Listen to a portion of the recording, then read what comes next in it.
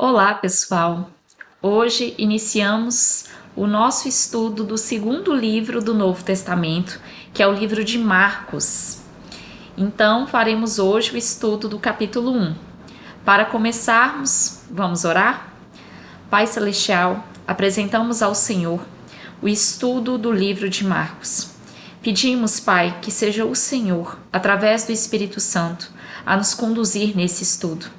Pedimos que o Senhor tire todas as escamas dos nossos olhos, a resistência e a calcificação que haja na nossa mente, que de alguma forma nos impeça de entender a Tua palavra. Pedimos, Pai, que o Senhor nos torne terrenos férteis à Tua verdade, que aquilo que for verdade do Senhor, que gere em nós verdadeiras sementes, Senhor, e essas sementes gerem frutos para a honra do Teu nome, que venhamos a frutificar na Tua boa obra. É o que pedimos em nome de Jesus. Amém. Então, Marcos, capítulo 1. Este é o princípio das boas novas a respeito de Jesus Cristo, o Filho de Deus. Iniciou-se como o profeta Isaías escreveu: Envio meu mensageiro adiante de ti, e ele preparará teu caminho. Ele é uma voz que clama no deserto: preparem o caminho para a vinda do Senhor. Abram a estrada para ele. Este mensageiro era João Batista. Ele apareceu no deserto pregando o batismo como sinal de arrependimento para o perdão dos pecados. Gente de toda a Judéia, incluindo os moradores de Jerusalém, saía para ver e ouvir João. Quando confessavam seus pecados, ele os batizava no Rio Jordão. João vestia roupas de tecidos com pelos de camelo, usava um cinto de couro e alimentava-se de gafanhotos e mel silvestre. João anunciava: depois de mim virá alguém mais poderoso que eu, alguém tão superior que não sou digno de me abaixar e desamarrar as correias de suas sandálias. Eu os batizo com água, mas ele os batizará com o Espírito Santo. Certo dia, Jesus veio de Nazaré da Galileia e João o batizou no Rio Jordão. Enquanto saía da água, viu o céu se abrir e o Espírito Santo descer sobre ele como uma pomba. E uma voz do céu disse: Você é meu filho amado, que me dá grande alegria. Em seguida, o Espírito conduziu Jesus ao deserto, onde ele foi tentado por Satanás durante 40 dias. Estava entre animais selvagens e anjos o serviam. Depois que João foi preso, Jesus foi para a Galileia, onde anunciou as boas novas de Deus. Enfim, chegou o tempo prometido, proclamava: o reino de Deus está próximo.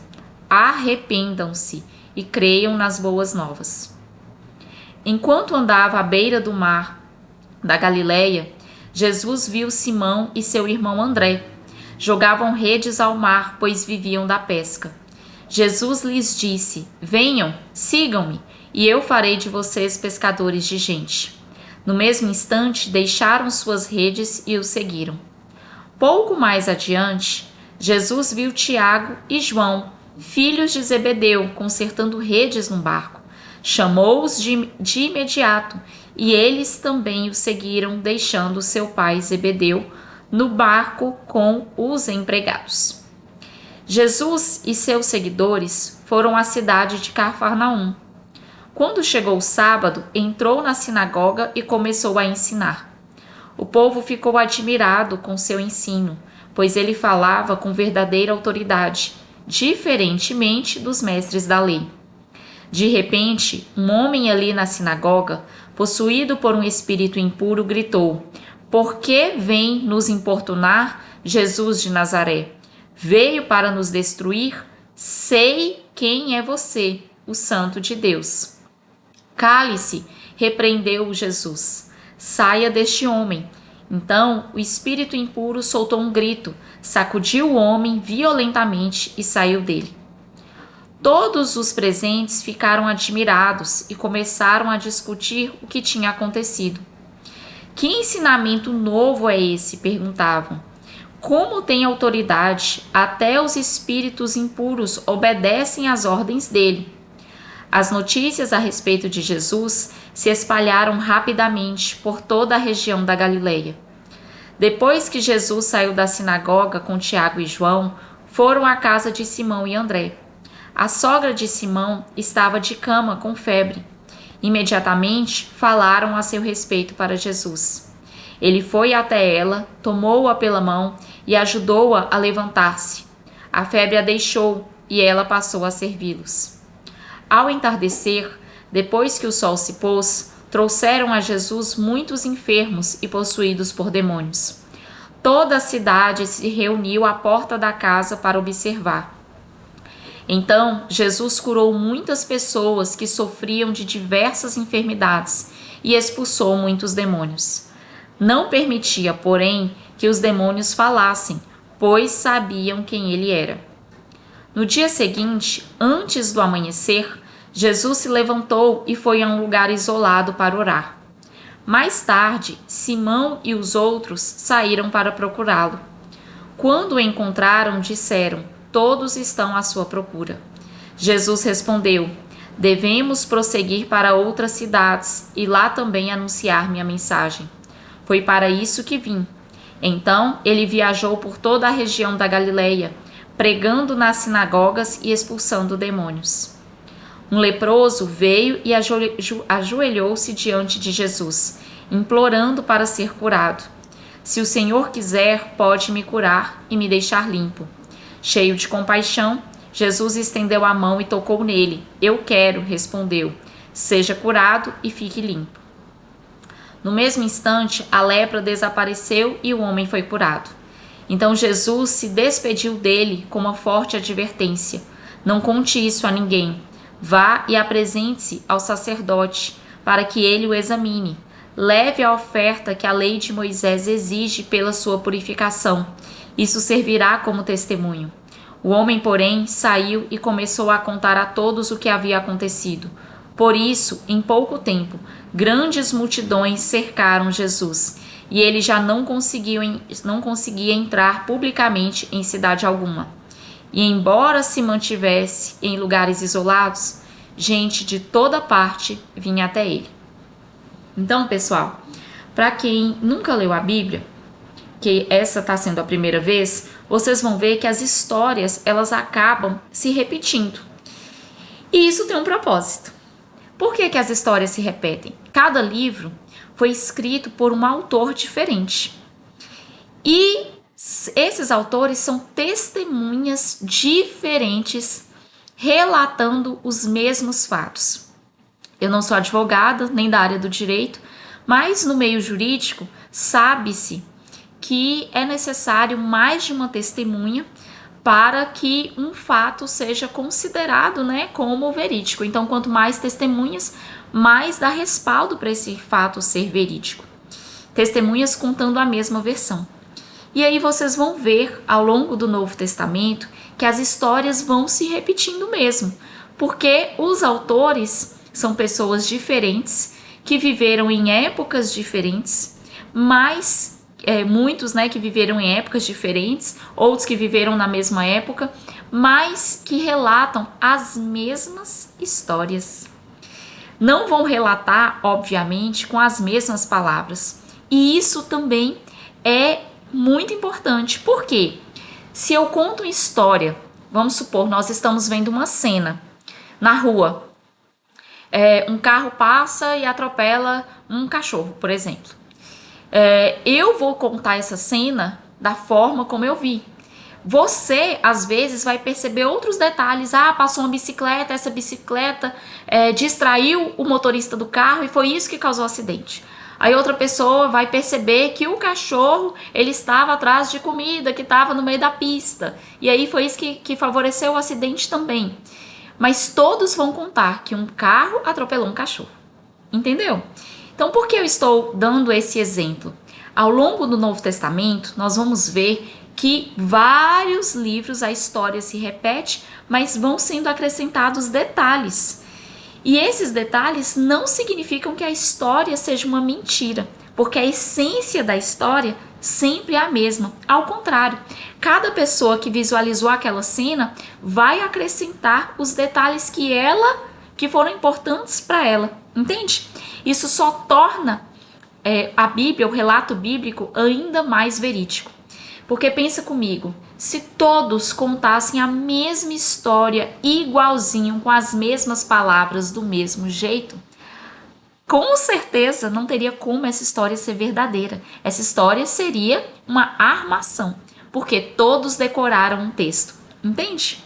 Então, por isso que é tão importante que pessoas diferentes contem o relato, a essência do relato seja igual, mas haja diferença nos detalhes, certo? E aí, mais uma vez, nós vemos que já estava predito no Antigo Testamento, quando fala o profeta Isaías, é um profeta do Antigo Testamento, ou seja, antes da vinda de Jesus, que João Batista seria um mensageiro que viria antes de Jesus, adiante de Jesus, preparando o caminho para Jesus. E qual o caminho que João preparava? Pregava a verdade para conduzir as pessoas ao quê? Ao arrependimento. E aí, quando a Bíblia fala assim, no versículo 4 e 5, e é reforçado por Jesus no versículo 15, sobre a questão do batismo. O que diz? Nessa passagem, fala que, no versículo 4, ele, João Batista, apareceu no deserto, pregando o batismo como um sinal de arrependimento. Para quê? Para o perdão dos pecados. Então, isso é um critério bíblico. É necessário arrependimento para que haja perdão. E aí diz também, no versículo 5, no final do versículo 5, quando confessavam seus pecados, ele, que é João, os batizava no Rio Jordão. Então, o que é necessário para o batismo segundo a Bíblia? É necessário que haja o arrependimento, a confissão dos pecados, e aí sim se é batizado. Entende? E isso é reforçado no versículo 15. Quando João vai preso, ele já tinha cumprido a missão dele, né, que é anunciar até a vinda de Jesus. Jesus veio, João é preso. Ele já tinha encerrado sua missão. Aí, no versículo 15 Jesus fala: enfim chegou o tempo prometido. O reino de Deus está próximo. Arrependam-se e creiam nas boas novas. Todo o ensino de Deus, ele é voltado para arrependimento. E arrependimento envolve, como nós já vimos em Mateus, a necessidade de mudança. Se você se arrependeu de uma coisa, você vai tomar atitudes de mudança. Entende? Isso é arrependimento. Por isso que João vai falar mais para frente, deem frutos dignos de arrependimento. Os frutos são as suas ações que mostram o seu arrependimento. Então, para o batismo é necessário arrependimento do que foi feito errado, confissão dos pecados. E o ministério de Jesus é um ministério para nos conduzir ao arrependimento do que nós fizemos e à transformação. Por que eu ressalto isso? Porque se a Bíblia mostra que é necessário arrepender e confessar para perdoar pecados, então como que vai batizar a criança? A criança tem pecado? A criança tem como ela se arrepender? Tem como ela entender o que é um pecado? Tem como ela confessar esse pecado? Não. Então não tem como. Biblicamente, não é opinião minha. É Bíblia, é o que está escrito, nós acabamos de ler. Não tem como, pela Bíblia, uma criança ser batizada, porque o princípio bíblico é arrependimento, confissão para perdão de quê? De pecados. Entendeu? E aí, outra coisa que eu quero ressaltar.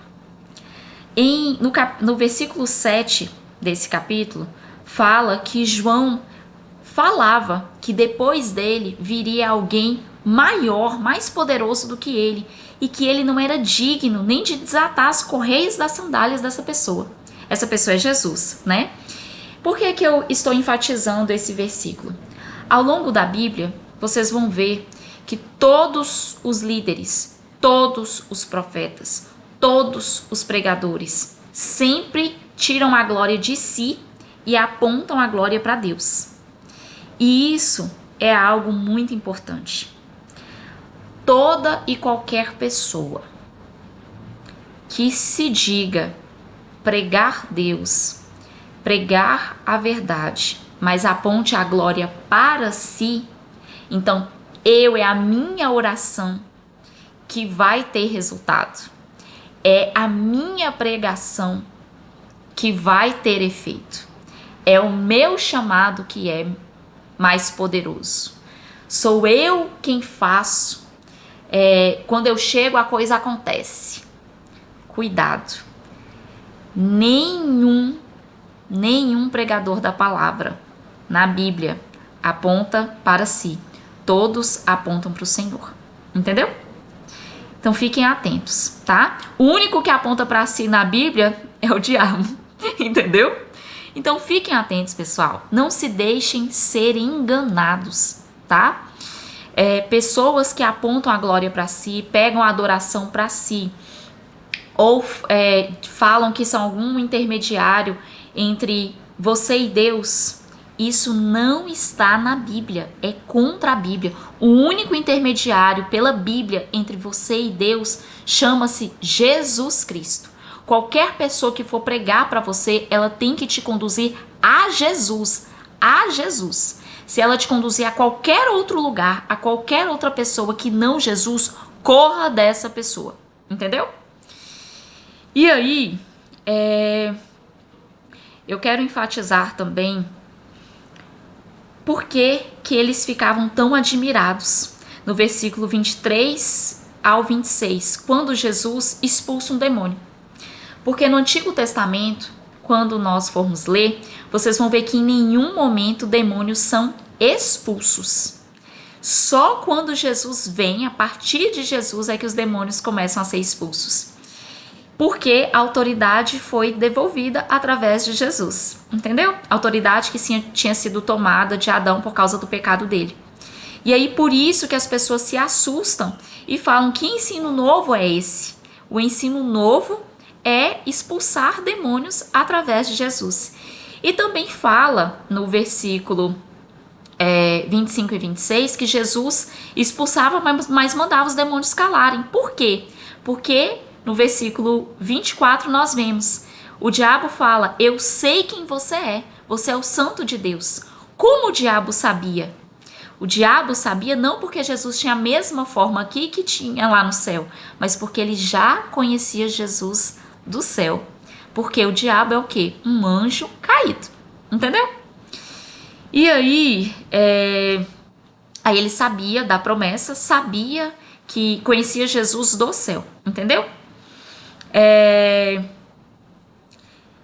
Deixa eu ver o que mais. E em relação à cura do leproso, mais uma vez, né, nós vemos que a história se repete, né, contado novamente a cura do leproso.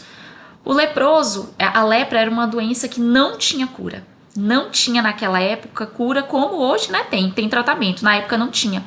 E as pessoas, elas eram totalmente isoladas da sociedade quando adquiriam essa doença, porque é uma doença transmissível, muito contagiosa. E aí, né, dependendo da forma, ela é muito contagiosa. E aí Jesus cura essas pessoas antes que a medicina tivesse conhecimento para tratar essas pessoas. Jesus já curava elas. E isso mostra o poder e a grandeza de Deus.